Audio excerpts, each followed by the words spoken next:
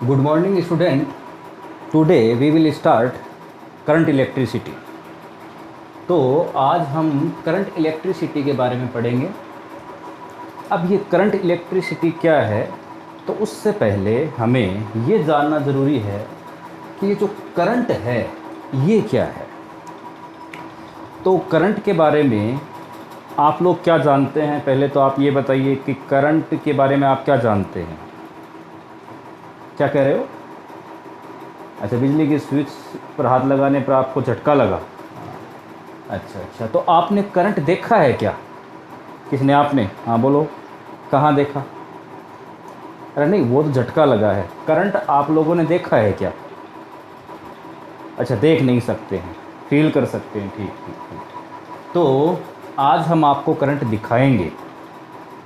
क्या ऐसा नहीं हो सकता? बिल्कुल आपने करंट देखा है और मैं आपको अभी अगले 2-3 मिनट में करंट दिखा दूंगा, ठीक है ना। तो ये करंट जो है वो आपने कहाँ देखा, मैं अभी बताता हूँ। पहले आपको पता होना चाहिए करंट होता क्या है। तो करंट जो होता है वो एक फ्लो होता है, कंटिन्यूस पाथ में जो फ्लो होता है उसे करंट कहते हैं।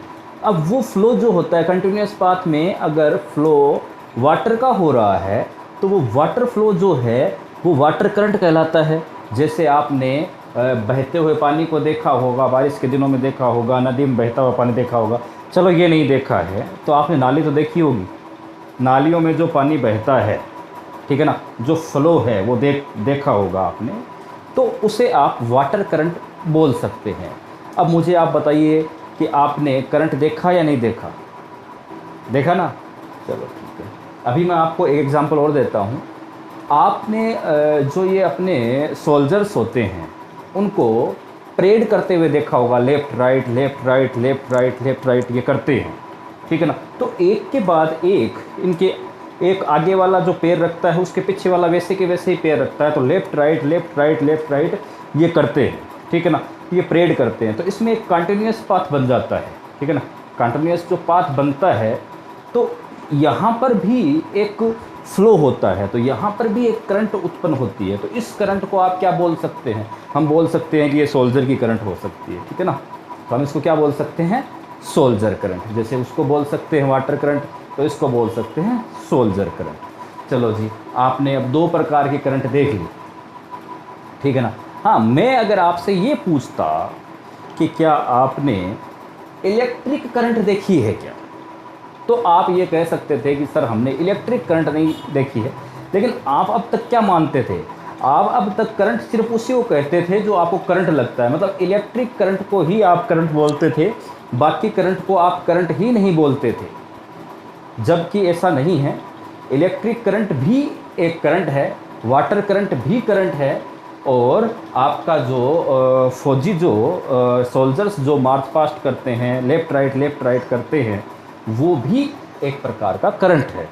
तो करंट आप लोगों ने देखा है। आपसे अगर ये क्वेश्चन किया जाए कि आपने इलेक्ट्रिक करंट देखा है क्या, तो आप कह सकते हैं आपने इलेक्ट्रिक करंट नहीं देखा, ठीक है।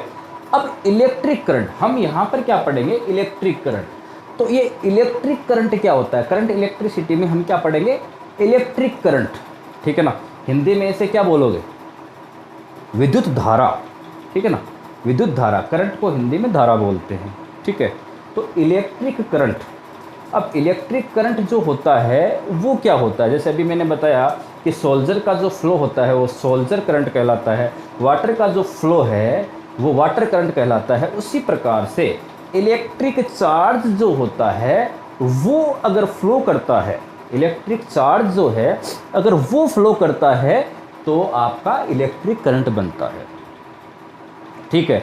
यहाँ तक आपके क्लियर हुआ कि भाई ये क्या होता है? इलेक्ट्रिक चार्ज का जो फ्लो है, ठीक है ना, इलेक्ट्रिक चार्ज जो पार्टिकल है अगर वो फ्लो करते हैं तो आपका इलेक्ट्रिक करंट बनता है। चलो जी, इलेक्ट्रिक करंट के बारे में आपको ये पता चल गया कि भाई सोल्जर फ्लो करे तो सोल्जर करंट, वाटर फ्लो करे तो वाटर करंट। इसी प्रकार से चार्ज अगर फ्लो करते हैं, इलेक्ट्रिक चार्ज अगर फ्लो करते हैं तो वो इलेक्ट्रिक करंट कहलाता है। यहाँ तक आपको पता चल गया कि इलेक्ट्रिक करंट आखिर है क्या, आपने कहाँ देखा।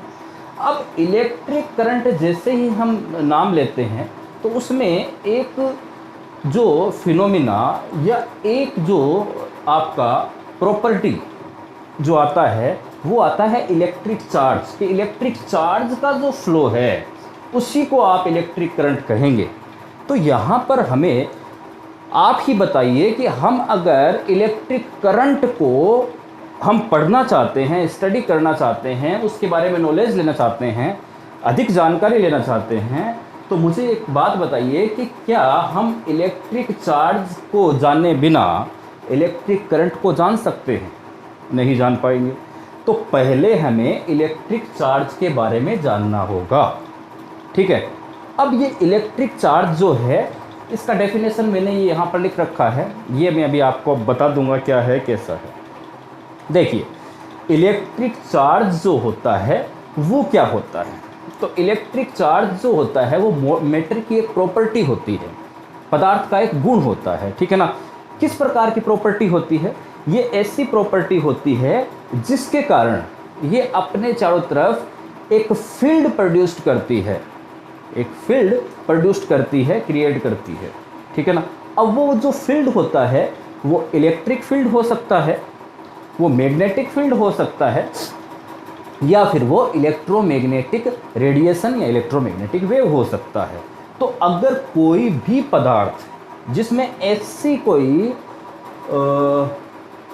प्रॉपर्टी पाई जाए, किसी पदार्थ में ऐसी कोई प्रॉपर्टी पाई जाए जिस प्रॉपर्टी के कारण वो अपने चारों तरफ एक ऐसा फील्ड क्रिएट करता है, प्रोड्यूस करता है, जो फील्ड या तो इलेक्ट्रिक फील्ड जैसा फीलिंग्स देता है या मैग्नेटिक फील्ड जैसी फीलिंग्स देता है। ठीक है ना?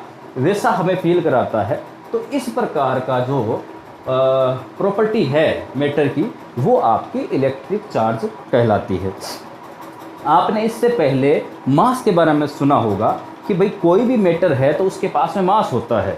ठीक है ना? तो मास क्या करता है? उसके वेट को, उसके भार को हमें प्रदर्शित करता है कि ये कितना भारी है इसकी तुलना में।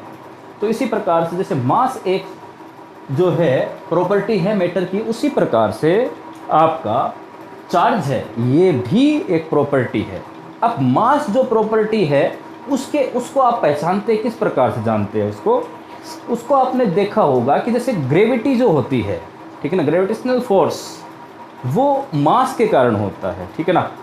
वो मास के कारण होता है। यदि किसी बॉडी में मास है तो ग्रेविटेशनल फोर्स लगेगा, ग्रेविटी लगेगी, और ये एक अट्रैक्शन फोर्स होता है, अट्रैक्टिव करने वाला फोर्स होता है। एक बॉडी दूसरे बॉडी को खींचती है, अट्रैक्ट करती है। ठीक है ना? तो ये जो अट्रैक्शन करने वाला जो होता है वो आपका होता है ग्रेविटेशनल फोर्स, और वो मास की वजह से लगता है। किसी बॉडी में मास है तो वो एक अट्रैक्शन फोर्स लगाएगा, ग्रेविटेशनल फोर्स लगाएगा। इसी प्रकार से यदि किसी बॉडी में, किसी मैटर में यदि ये प्रॉपर्टी पाई जाती है इलेक्ट्रिक चार्ज, तो वो किस प्रकार के फोर्स लगाएंगे? ठीक है ना? तो ये इसके जो फोर्स है वो ग्रेविटेशनल फोर्स नहीं लगाता है, एक अलग प्रकार का फोर्स जो होता है जो ग्रेविटेशनल फोर्स से बहुत ज़्यादा अधिक होता है, उसे इलेक्ट्रोमैग्नेटिक फोर्स कहते हैं। क्या कहते हैं? इलेक्ट्रोमैग्नेटिक फोर्स, विद्युत चुंबकीय बल। ठीक है ना? इलेक्ट्रोमैग्नेटिक फोर्स बोलते हैं। और जो ये इलेक्ट्रोमैग्नेटिक फोर्स जो इलेक्ट्रिक चार्ज के कारण क्रिएट होता है या बनता है, ये जो इलेक्ट्रोमैग्नेटिक फोर्स होता है ये अट्रैक्टिव भी होता है, अट्रैक्शन फोर्स भी लगाता है, और रिपल्सिव फोर्स भी लगाता है। तो ये दोनों टाइप का होता है। ठीक है ना? अट्रैक्टिव भी होता है और रिपल्सिव भी होता है। अब रिपल्सिव कहाँ होता है? जब ये दो चार्ज जो है, ठीक है ना, जब ये दो चार्ज जो होते हैं वो सेम होते हैं, जैसे पॉजिटिव पॉजिटिव, तो पॉजिटिव पॉजिटिव सेम चार्ज है। ठीक है ना? तो वो रिपल्सिव करेंगे एक दूसरे को। ठीक है ना? रिपल्सिव फोर्स लगाएंगे। ठीक है ना? और अगर एक चार्ज आपका पॉजिटिव है, एक चार्ज आपका नेगेटिव, इसके बारे में बताऊंगा आपको कि नेगेटिव पॉजिटिव क्या है।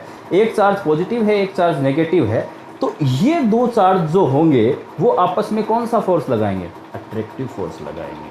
ठीक है ना? अट्रैक्शन फोर्स लगाएंगे। तो ये अट्रैक्शन फोर्स जब होगा जब दो चार्ज जो होंगे वो अलग अलग होंगे। डिफरेंट चार्ज जो होते हैं वो आपके अट्रैक्शन फोर्स लगाते हैं, और सेम चार्ज जो होते हैं वो आपके रिपल्सिव फोर्स लगाते हैं। चलो यहाँ तक हमारे ये पता चल गया कि भाई इलेक्ट्रिक चार्ज के कारण जो फोर्स लगते हैं वो 2 टाइप के फोर्स लगते हैं, रिपल्सिव भी लगते हैं और अट्रैक्टिव फोर्स भी लगते हैं। ये दोनों फोर्स जो होते हैं उनका अगर एक साथ अपन नाम लेते हैं तो उनका नाम होता है इलेक्ट्रोमैग्नेटिक फोर्स। इलेक्ट्रोमैग्नेटिक फोर्स, जैसे वो ग्रेविटेशनल फोर्स होता है मास के कारण, तो इसके कारण इलेक्ट्रिक चार्ज के कारण इलेक्ट्रोमैग्नेटिक फोर्स होता है। यहाँ तक चलो इलेक्ट्रिक चार्ज के बारे में कुछ आपको क्लियर हुआ। अब इलेक्ट्रिक चार्ज जो है, जैसा कि मैंने पहले ही बताया, इलेक्ट्रिक चार्ज है वो अपने चारों तरफ एक फील्ड क्रिएट करता है। वो इलेक्ट्रिक फील्ड होता है, हो सकता है मैग्नेटिक फील्ड हो सकता है, इलेक्ट्रोमैग्नेटिक वेव भी हो सकता है। तो यहाँ पर मैं आपको अब इसकी डेफिनेशन है वो आपको मैं लिखाने वाला हूँ, तो नोट कीजिएगा। नोट कीजिए electric charge. The property of matter due to which it produce electric field or magnetic field or electromagnetic radiation around it, it's called electric charge। क्या कह रहे हो? अच्छा एक बार फिर धीरे, चलो ठीक है। The property of matter due to which it produce electric field or magnetic field or electromagnetic radiation around it, it's called electric charge। ये यहाँ पर मैंने सिर्फ ई लिखा है, वो इलेक्ट्रिक है, ठीक है ना, इलेक्ट्रिक चार्ज, ठीक है जी। वैसा तो सामने लिखा हुआ है, यानी यहाँ से देख कर लिख लो, ठीक है। तो ये जो है ये चार्ज की डेफिनेशन है, ठीक है ना। अब ये चार्ज की डेफिनेशन जो है वो जो सिंपल बुक्स अपने जो NCERT वगैरह लगती है उसमें ये चार्ज की डेफिनेशन इस प्रकार से नहीं आती है, वो टूटी हुई आती है, ठीक है। तो यहाँ से आप ये नोट कर सकते हो। चलो अब ये जो चार्ज है, इस चार्ज को हम 3 प्रकार से समझ सकते हैं, ठीक है ना। अब किस प्रकार से? स्पीड के अकॉर्डिंग, ठीक है ना। चार्ज की स्पीड के अकॉर्डिंग हम इसको 3 प्रकार से समझ सकते हैं। ऑन द बेसिस, लिखो, on the basis of speed charge can be represented in 3 way. On the basis of speed charge can be represented in the 3 वे, ठीक है। तो चार्ज की जो स्पीड है उसके अकॉर्डिंग हम इसको 3 प्रकार से रिप्रेजेंट कर सकते हैं।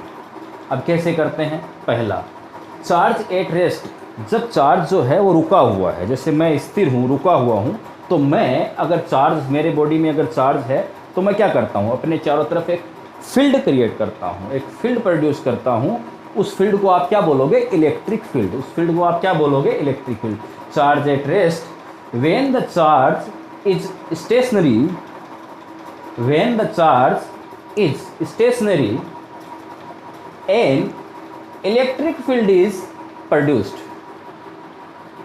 When the charge is stationary N electric field is produced.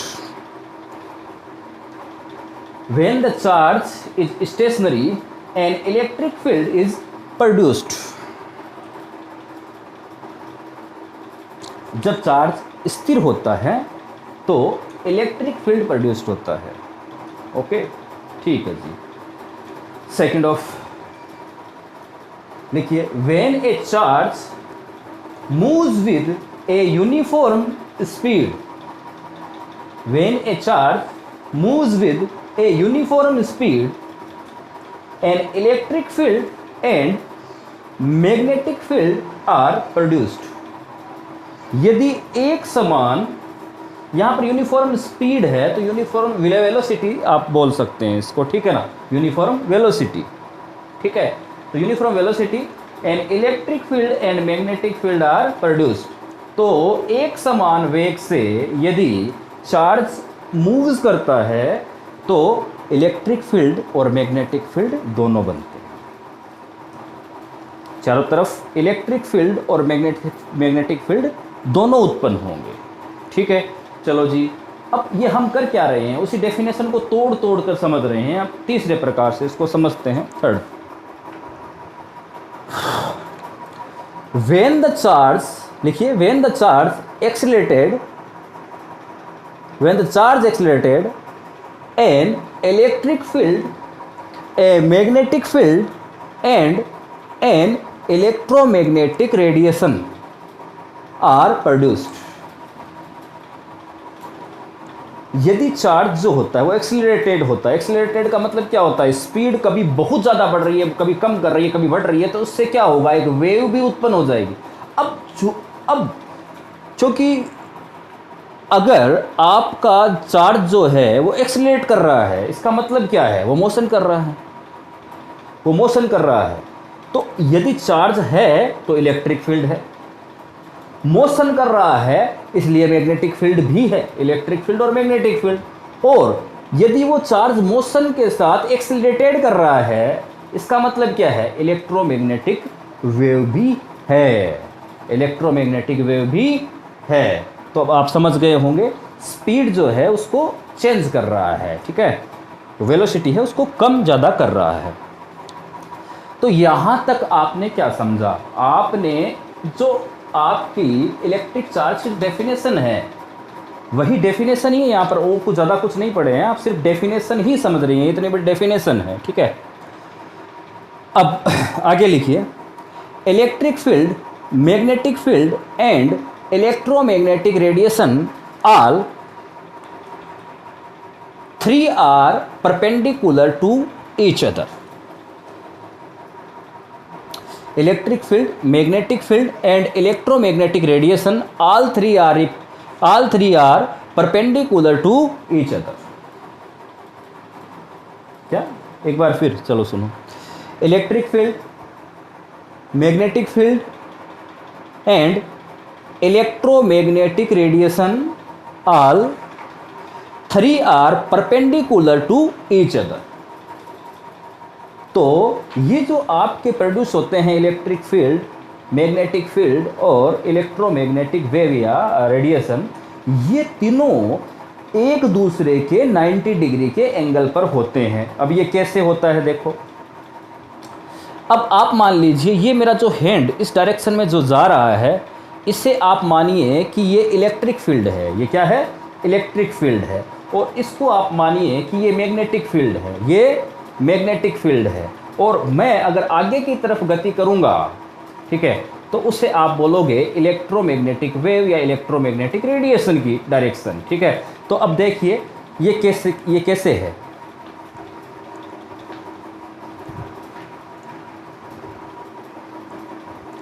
तो आप इस एग्जाम्पल से समझ में आ गया होगा। ये इलेक्ट्रिक फील्ड, ये मैग्नेटिक फील्ड, देखो ये एक दूसरे के 90 डिग्री पर, आगे की तरफ मैं जो गति कर रहा हूँ ये इलेक्ट्रोमैग्नेटिक वेव, तीनों एक दूसरे के परपेंडिकुलर है, 90 डिग्री के एंगल पर है। यहाँ पर ये चार्ज है, ठीक है, ये चार्ज है,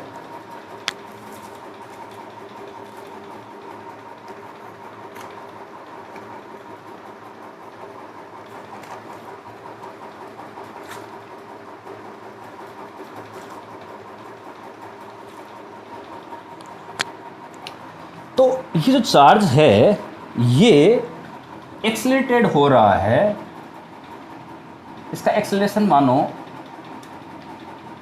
a, ठीक है ना, a इसका एक्सीलरेशन है, ये चल रहा है, ठीक है जी,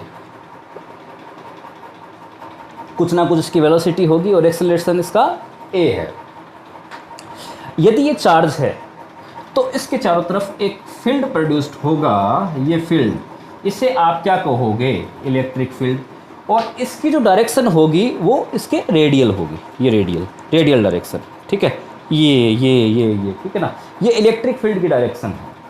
और अब ये जो फील्ड बनता है, ठीक है, ये जो फील्ड आपने बनाया है, ऐसे करके फील्ड बनता है, इस फील्ड के अंदर ये सर्कम्फेरेंशियल जो है, सर्कम्फेरेंशियल टाइप का जो फील्ड है, सर्कम्फेरेंशियल टाइप का जो फील्ड है वो आपका मैग्नेटिक फील्ड है, ये आपका मैग्नेटिक फील्ड प्रोड्यूस हो रहा है इस प्रकार से। तो ये इलेक्ट्रिक फील्ड रेडियल और सर्कमफेरेंशियल जो है वो मैग्नेटिक फील्ड। और ये चौक, ये जो बाहर की तरफ ये आपको दिखाई दे रहा है, ये वाला, ये इलेक्ट्रोमैग्नेटिक वेव या इलेक्ट्रोमैग्नेटिक रेडिएशन, ठीक है ना। तो ये इलेक्ट्रोमैग्नेटिक रेडिएशन, ठीक है। ये तीनों डायरेक्शन मैंने यहाँ पर दिखा दी है। ये तो थोड़ा सा और लिख लीजिए, स्टार लगा कर लिखिए, the direction of electric field is radial. The direction of electric field is radial.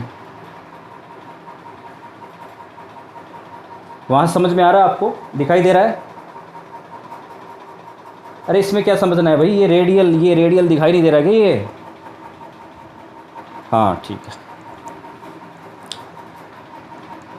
दूसरा पॉइंट लिखिए, the direction of the magnetic field is circumferential. अरे ये वाला, ये मैग्नेटिक फील्ड है, देखो ये रहा, ये सर्क्यूमफेरेंशियल नहीं है क्या? हाँ ठीक।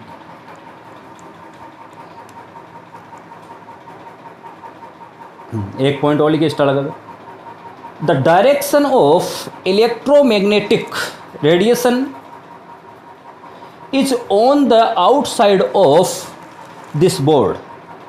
देखिए हमने इलेक्ट्रिक फील्ड की डायरेक्शन जो है वो रेडियल बताई है, मैग्नेटिक फील्ड की जो है सर्क्यूमफेरेंशियल बताई है, तो इलेक्ट्रोमैग्नेटिक वेव की भी यहाँ पर हम बता रहे हैं ना। तो the direction of electromagnetic radiation is on the outside of this board.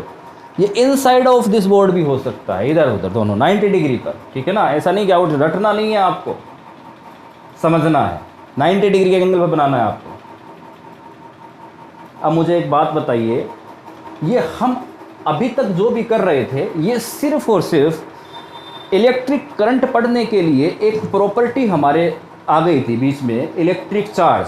तो इलेक्ट्रिक चार्ज के बारे में हमें तो बहुत कुछ पढ़ना है इलेक्ट्रिक चार्ज के बारे में, लेकिन बिकॉज हम करंट इलेक्ट्रिसिटी में पढ़ रहे हैं तो इलेक्ट्रिक चार्ज के बारे में कुछ बेसिक जो डेफिनेशन है वो हमें पढ़नी ज़रूरी थी कि इसकी वजह से किस प्रकार से आपका इलेक्ट्रिक करंट बनता है। तो इसके अंदर जो सेकंड था ना, चार्ज जो होता है वो मूव्स विद यूनिफॉर्म स्पीड।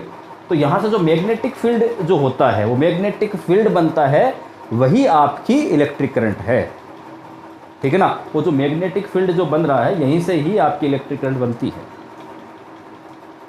तो यहाँ पर ये वाली प्रॉपर्टी, इसका ये वाला जो प्रॉपर्टी देखने के लिए हमने ये सब कुछ पढ़ा है। तो आपको पता होना चाहिए चार्ज के बारे में कि चार्ज आखिर क्या है। इलेक्ट्रिक चार्ज के बारे में मेरे ख्याल से इसकी डेफिनेशन बिल्कुल आपके क्लियर हो गई होगी। आगे चले, अरे लिखा तो दिया यार, चलो ठीक है लिख लो।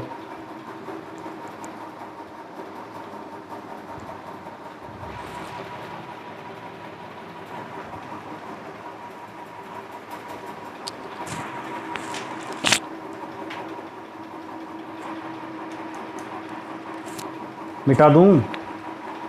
ये 5-5, 10-10 मिनट लगाते हो तुम भी यार।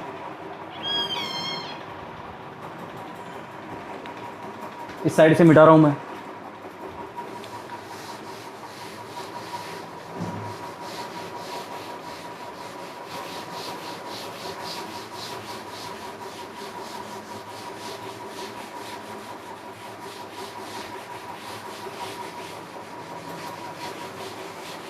कुछ स्टूडेंट तो जब मैं बोलता हूँ तभी लिख लेते हैं, लेकिन कुछ गधे होते हैं जिनको इतना मौका दे दे, अरे तुम लोग पढ़ क्यों रहे हो? यार क्या करोगे पढ़कर तुम लोग? सही ढंग से लिख नहीं पाते तुम लोग, और 12th में हो गए, पास कैसे हुए? हाँ, कोरोना की हो तुम लोग, तो कोरोना ने बनाया है।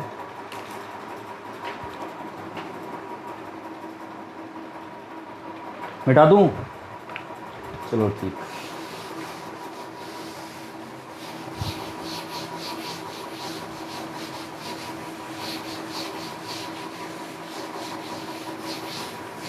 तो अभी तक जो हमने पढ़ा था वो तो इलेक्ट्रिक चार्ज जो नाम आया था हमारे इलेक्ट्रिक करंट को जानने के लिए, इलेक्ट्रिक चार्ज फ्लो जो करता है वो इलेक्ट्रिक करंट है, ठीक है ना। तो दिखाई नहीं दे रहा, एक मिनट।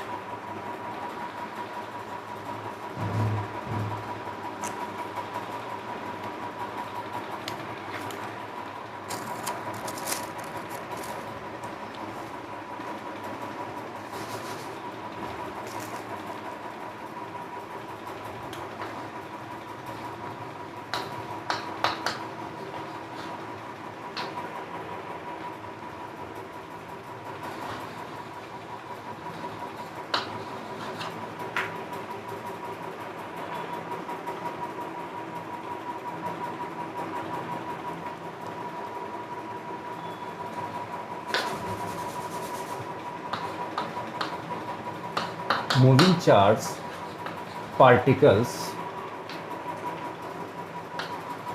make electric current.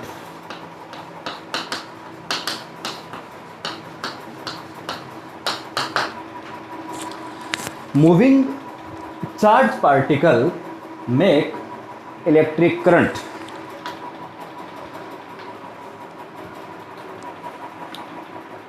तो जो चार्ज पार्टिकल, यहाँ पर इलेक्ट्रिक चार्ज जो पार्टिकल थे, अगर वो मूव होते हैं, वो चलते हैं, तो क्या बनता है? इलेक्ट्रिक करंट बनता है। क्योंकि इससे पहले इसीलिए हमने चार्ज के बारे में जाना था, इसके बारे में, ठीक है।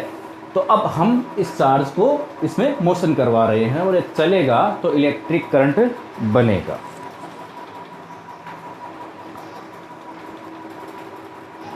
तो कोई भी बॉडी होती है, कोई भी बॉडी, ठीक है ना, लेकिन वो किस प्रकार की बॉडी होनी चाहिए? इलेक्ट्रिक चार्ज जो है वो किस में चल सकता है? कैसी बॉडी होनी चाहिए?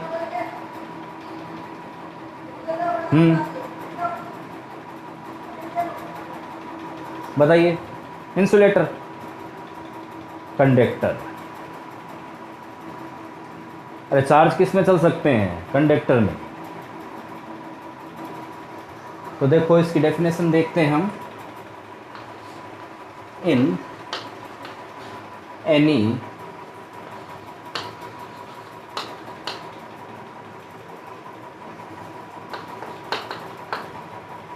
एनी कंडक्टर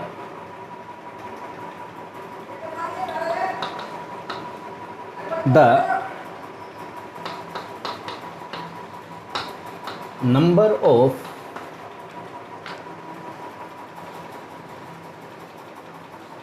charge पार्टिकल, और ये चार्ज कौन से हैं? इलेक्ट्रिक चार्ज, ठीक है। In any conductor the number of electric charge particle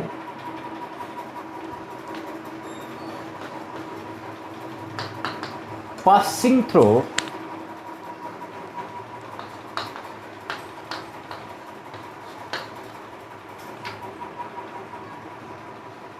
a cross section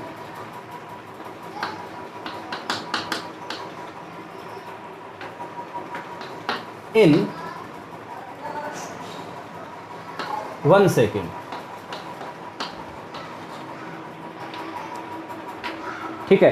1 second में किसी क्रॉस सेक्शन से, क्रॉस सेक्शन एरिया से जो आपके चार्ज पार्टिकल्स पासिंग होंगे 1 सेकंड में, वो आपकी करंट होगी। तो gives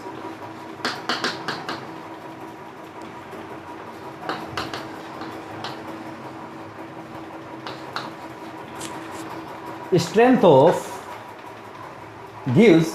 of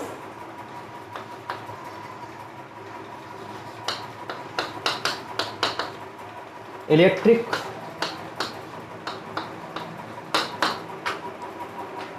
current.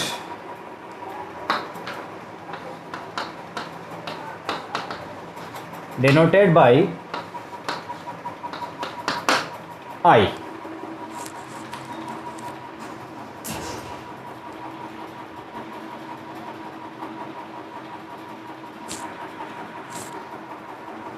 Moving charge particle make electric current.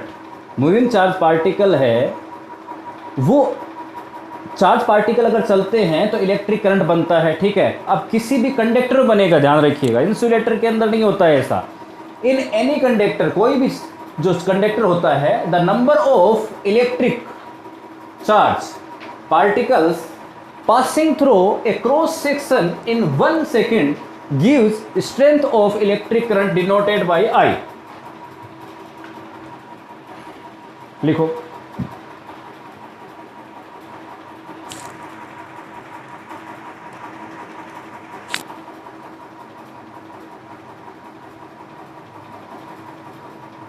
अब तो दिखाई दे रहा है यार, इतना मोटा लिखा है।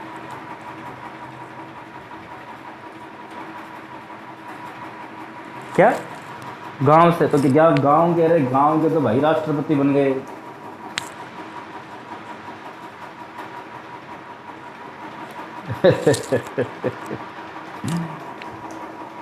तुम लोग थोड़े सीरियस हो जाओ। सीरियस नहीं हुए यार, मेरा मूड नहीं करता फिर। देखो पहले कितना हंसता था, अब थोड़ी हंसी मेरी चली गई। अच्छा अच्छा, ये क्या? अरे ये एक नहीं है भाई, आई है। हाँ हाँ, अरे यार आप 10th क्लास के अंदर नहीं पढ़ते थे क्या? आई बराबर क्यू अपॉन टी। अरे वही आई है ये। क्या? अच्छा, वहाँ पर इलेक्ट्रिक करंट पढ़ते थे आप। ठीक है ठीक है। अच्छा, मैंने ये लिखा दिया क्या, स्ट्रेंथ। अच्छा, इससे कंफ्यूज है आप। देखिए ये जो आई जो होता है, आई जो डिनोट करते हैं, ये बेसिकली स्ट्रेंथ होती है, ठीक है ना। इंटेंसिटी, आई मतलब इंटेंसिटी। अब करंट तो इलेक्ट्रिक करंट, तो उसको करंट को तो फिर सी से नोट करना चाहिए था ना, या ईसी से नोट करना चाहिए था, लेकिन नहीं करते, आई से करते हैं। इसका मतलब क्या बता रहे हैं वो? इंटेंसिटी बता रहे हैं उसकी, या स्ट्रेंथ बता रहे हैं? इलेक्ट्रिक करंट की स्ट्रेंथ बता रहे हैं ना। हाँ, अरे वहाँ तो आप सीधे इतना ही लिखते थे, लेकिन आपको ज़्यादा तो पढ़ना पड़ेगा। अब 10th और 12th में डिफरेंस है या नहीं है? थोड़ा तो पढ़ना पड़ेगा आगे। समझ में आया? अच्छा, समझाया नहीं मैंने, चलो ठीक है, अभी मैं करता हूँ, अभी बताता हूँ आपको कैसे है क्या है। देखो इसके लिए कुछ एग्जाम्पल से हम समझते हैं, ठीक है। सबसे पहले मैं एक कन्वेयर बेल्ट लेता हूँ। कन्वेयर बेल्ट कुछ तो समझ गए होंगे। अरे साइकिल की चेन देखिए, चेन उसका एग्जाम्पल ले रहे हैं अपन, ठीक है। तो मैं कुछ ऐसा बनाता हूँ, देखिए ये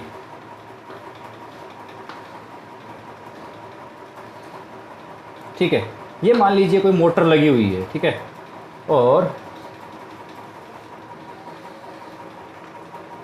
यहाँ पर एक और कोई सर्किल है, ठीक है। ये इसके ऊपर एक बेल्ट है,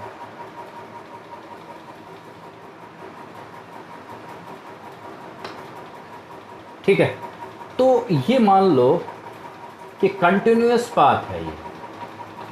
देखो घुंडियाँ जुड़कर, और ये आपका एक कंटिन्यूअस पाथ बन रहा है, ठीक है।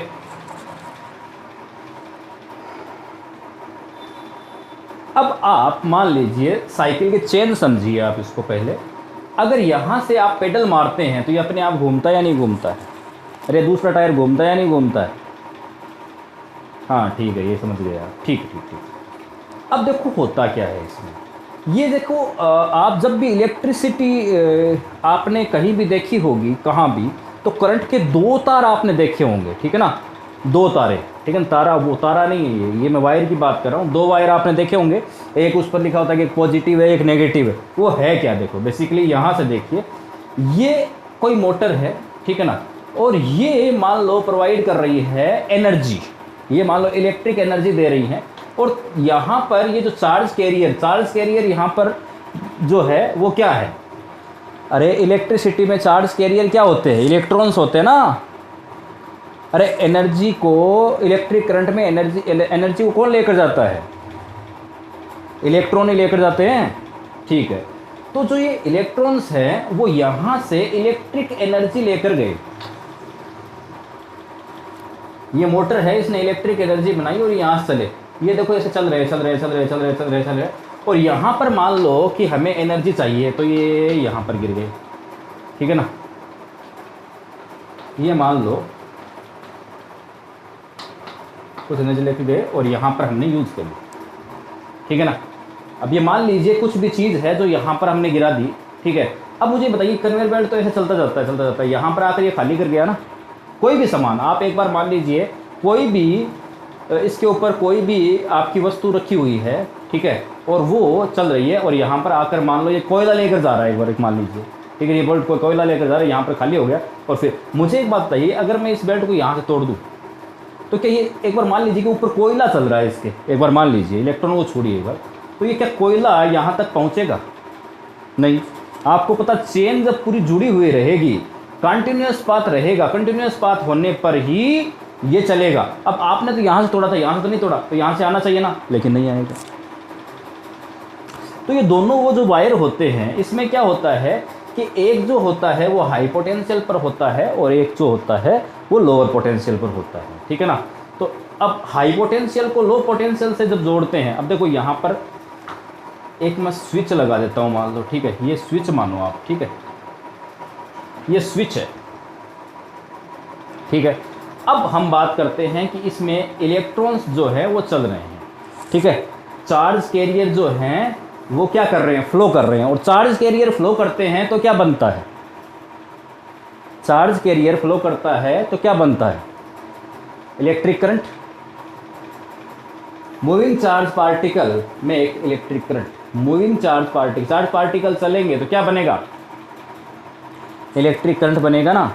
तो इसका मतलब क्या है, अभी मैंने कोयला, अभी मान लो कि चार्ज पार्टिकल चल रहे हैं, ये चल रहे हैं, यहाँ से ऊर्जा एनर्जी ली और चल रहे हैं। अब ये एनर्जी लेकर यहाँ से चल रहे हैं, ठीक है, ये एनर्जी लेकर चले, यहाँ पर हमने कोई लोड लगा दिया,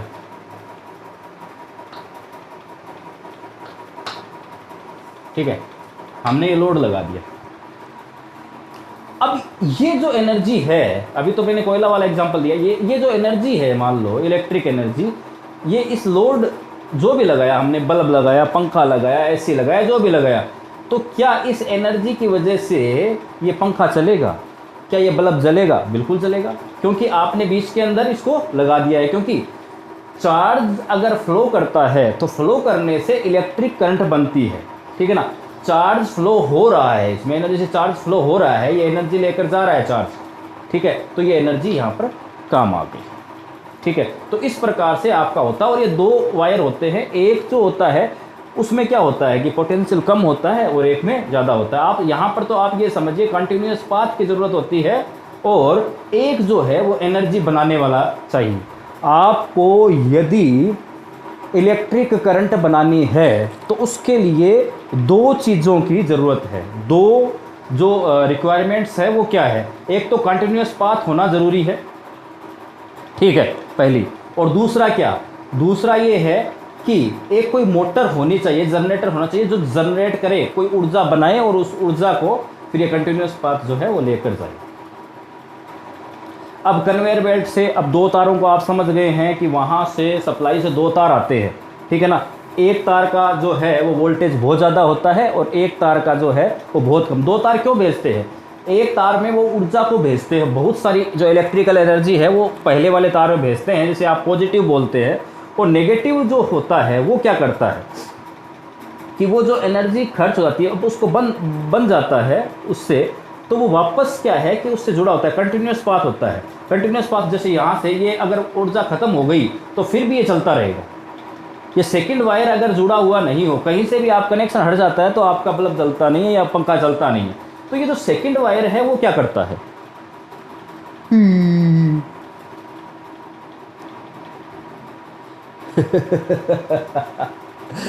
क्या अरे भाई तेरे ऊपर से जा रही है, कहाँ से, यहाँ से। और बाकी को, अरे कितने % लोग हैं जिनको ये समझ में आ रहा है, या फिर क्या भारी हो रहा है क्या? अरे यार कितना ईजी है। अरे भाई हम कहीं से भी हम कोई परिपथ लेते हैं, ठीक है ना, हम घर में भी देखते हैं तो वहाँ से सप्लाई से कितने तार आते हैं? 2 तार नहीं आते हैं, एक प्लस और एक माइनस। एक हमें ऊर्जा भेजता है और दूसरा जो होता है ऊर्जा खत्म होने के बाद में उसको ज्वाइंट करने के लिए काम में। तो आप मान लीजिए ये एक वायर है जो ऊर्जा दे रहा है, और ये जो दूसरा वायर है ये वापस अगर आपकी ऊर्जा खर्च हो गई तो आपको वहाँ तक पहुँचाएगा। तो ये जो इलेक्ट्रॉन जो चल रहा है यहाँ पर ऊर्जा खत्म कर दी, अब यहाँ से कनेक्शन हट जाएगा तो ये इलेक्ट्रॉन यहाँ तक कैसे पहुँचेगा? देखिए हालांकि ऐसा नहीं है कि ऐसा इतनी दूर चलेगा, मैं आपको सिर्फ बता रहा हूँ, ये एक कहानी है, आप इसको समझिए। अब तुम्हें तो समझना ही पड़ेगा। झंडू सुन, ये जो इलेक्ट्रॉन है वो यहाँ से चला, क्योंकि ये हाई वोल्टेज है और एनर्जी जो होती है वो high potential to low potential चलती है। इसके बारे में आगे और मैं बताऊंगा तुम्हें। तो ये मान लो चल रहा है, यहाँ से चला, यहाँ से चला, यहाँ से चला, यहाँ से चला, ठीक है, चला। अब उसके बाद में इसकी एनर्जी हो गई जी यहाँ पर एंड। अब ये चल नहीं सकता तो क्या करें? अगर यहाँ पर कोई ऐसा कंटिन्यूस पाथ होगा तो ये क्या करेगा, वहाँ तक वापस पहुँचा तो देगा ना उसको। पहुँचाने के बाद में ये फिर उसको एनर्जी देगा और एनर्जी लेकर ये चला जाएगा, फिर यहाँ पर फिर चलेगा, फिर ये खाली हो गया, खाली होकर फिर ये चलेगा और फिर ये इसको एनर्जी फिर देगा और एनर्जी लेकर चलता जाएगा। तो ये चलता जाएगा फिर, वरना क्या है, एक बार एनर्जी ले ली फिर उसके बाद में क्या करोगे? समझ गया ना? हाँ चलो ठीक है, ये एग्जाम्पल आपके समझ में आ गया। नंबर 1 एग्जाम्पल है कन्वेयर बेल्ट का। अच्छा ये क्रॉस सेक्शन, ठीक है, अभी देखो मैं आपको बताता हूँ इसमें क्या है। ये इस एग्जाम्पल में देखो, यहाँ से मान लो कि ये एक चार्ज कैरियर है, यहाँ पर इलेक्ट्रॉन्स है, ठीक है ना।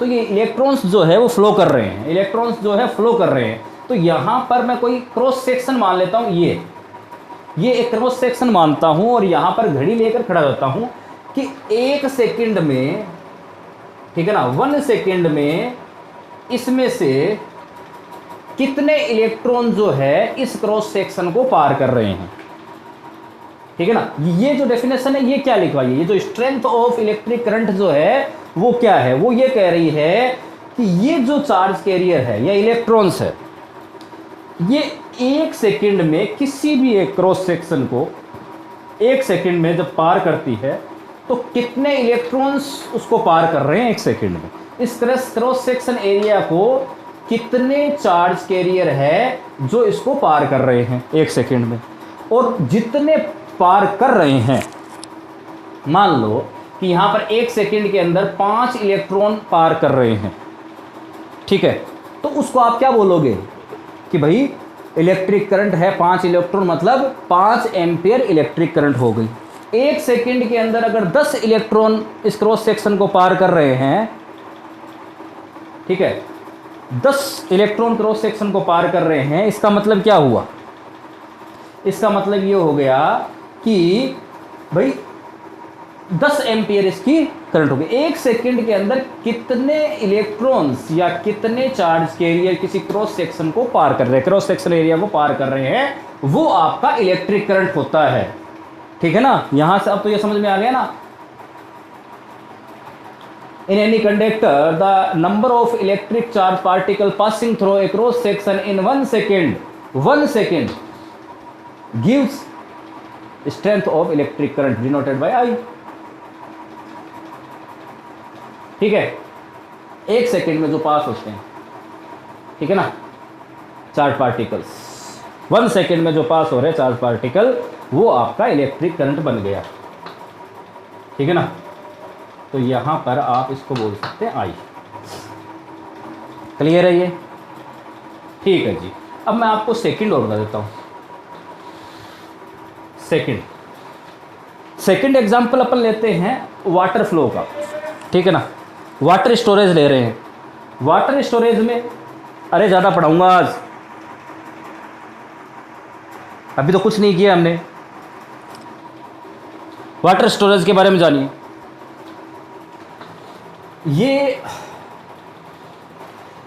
एक वाटर स्टोरेज है जिसमें हमने वाटर भर दिया है, ये वाटर फुल कर दिया।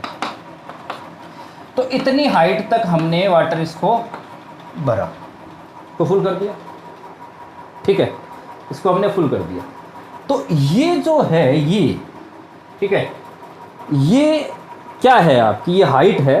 तो अब इसमें कुछ ना कुछ जो पोटेंशियल तो होगा ना, पोटेंशियल एनर्जी इसकी क्या होगी? अरे इसकी इतनी हाइट है तो इसकी पोटेंशियल एनर्जी तो होगी ना, क्या होगी? U इक्वल टू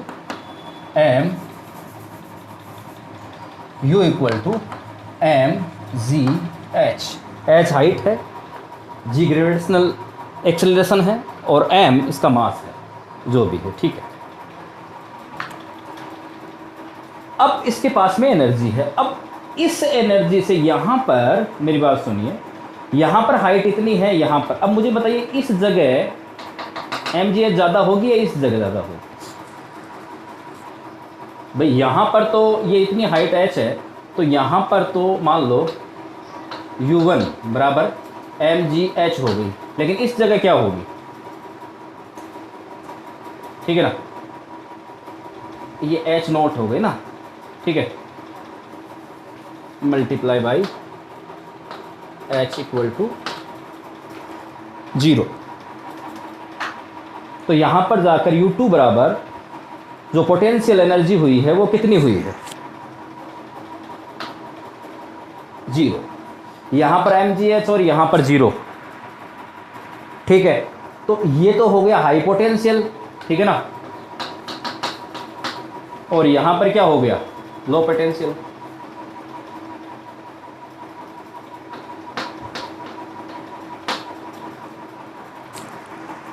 अब मुझे बताइए ये जो इसके अंदर जो वाटर है वो किधर फ्लो करेगा?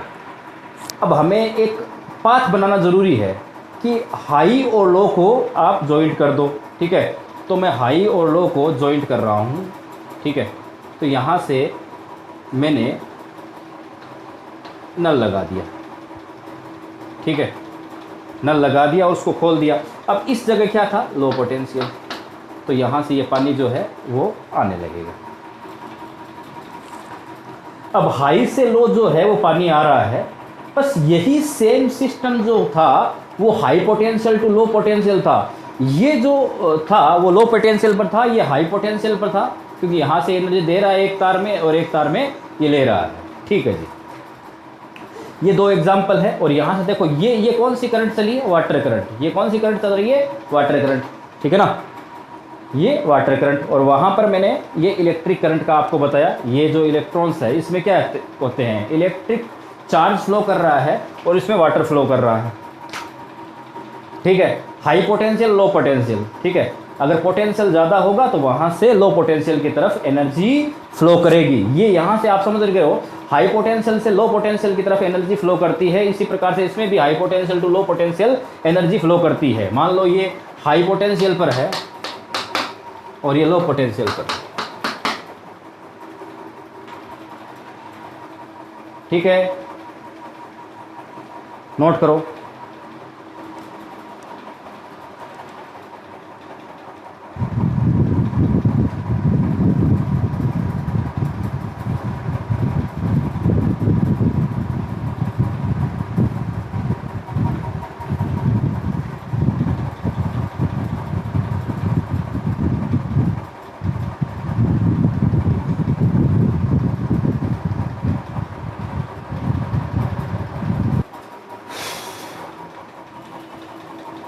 नोट करो भाई, नोट करो।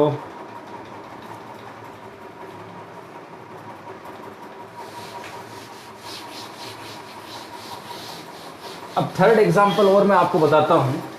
अब मैं थर्ड एग्जांपल बैटरी का देता हूँ आपको, ठीक है, उससे आपको बिल्कुल समझ में आ जाएगा। वैसे इतना कोई नहीं बताता इलेक्ट्रिसिटी के बारे में, ये यहीं पर जानने को मिल रहा है आपको। इतना भी नहीं बताते हैं कोई।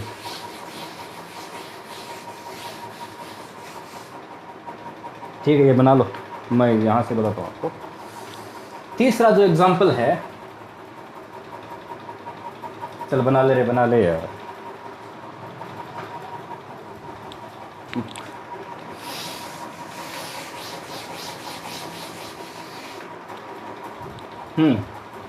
तीसरा एग्जाम्पल जो है वो बैटरी का देता हूँ, ठीक है। तो ये प्लस और माइनस ऐसा देखा होगा बैटरी को, ठीक है ना। और बैटरी से मैंने यहाँ पर एक कंडक्टर जोड़ दिया है, ठीक है। यहाँ पर मैंने एक कंडक्टर को जोड़ दिया,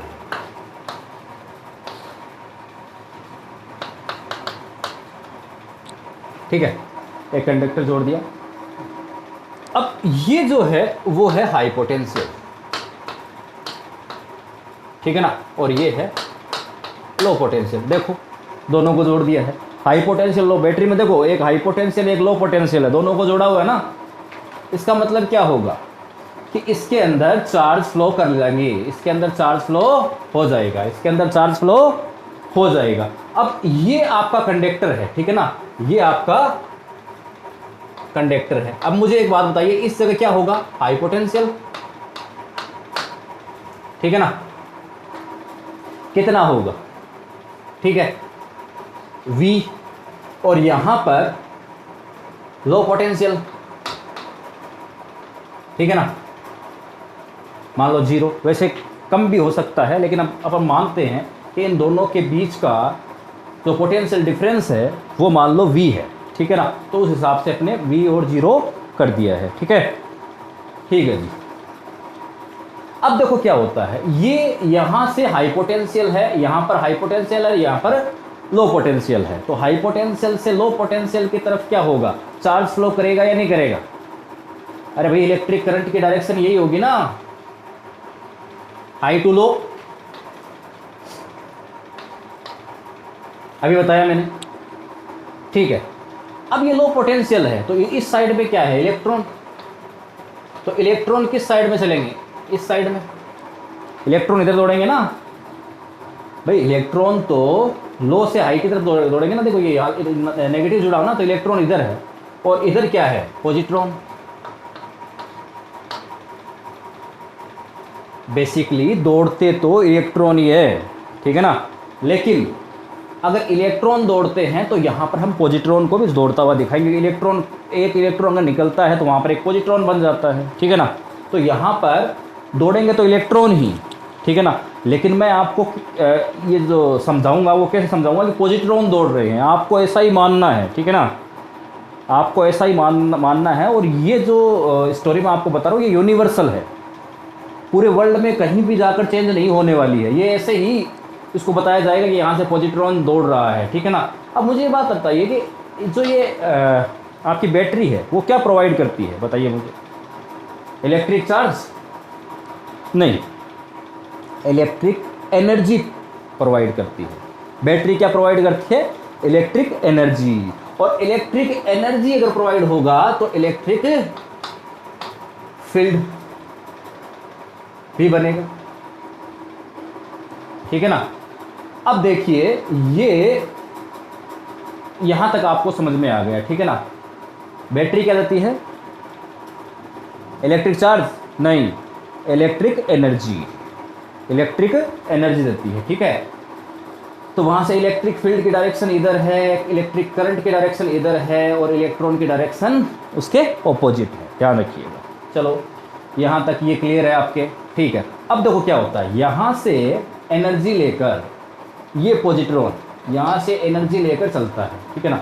यहाँ से ये एनर्जी लेकर ये पॉजिट्रॉन चला, तो जैसे ही इसको एनर्जी मिली बस भाई साहब शेर बन गया ये, और शेर बनकर ये ऐसे चल रहा है। ऐसे चलते ही यहाँ पर एक कंडक्टर आ गया। कंडक्टर क्या करता है? उस एनर्जी को खा जाता है। तो यहाँ पर यहाँ पर आकर उसकी एनर्जी खत्म हो गई और यहाँ पर आकर एकदम दरिद्र बन गई। यहाँ पर आकर क्या हो गई? इसकी एनर्जी 0। अब 0 होते हुए उसकी हालत ख़राब हो गई। यहाँ पर आकर, यहाँ पर ये शेर था, इस जगह आकर क्या बन गया? ये क्या बन गया? अरे बिल्ली नहीं भाई साहब, ये चूहा। और मत कह रहा हूँ, चूहे से भी छोटा बन गया, ठीक है। तो यहाँ पर आकर एक भिखारी बन गया, इसके पास में कुछ भी नहीं है। तो अब फिर ये इस बैटरी के पास में जाएगा। बैटरी का दिल बहुत बड़ा है, बहुत रईस है बैटरी। ये बैटरी के पास में जाएगा, अरे अल्लाह के नाम पर कुछ दे दे रे बाबा, अल्लाह के नाम पर कुछ दे दे रे बाबा। बैटरी है, उसका दिल बहुत बड़ा है, ले तू भी क्या याद करेगा, ले और इसको फिर एनर्जी मिल गई, एनर्जी ले भाई साहब, ये फिर छाती ऊपर कर दो, ये चल रहा है। चलते ही यहाँ पर आपका कंडक्टर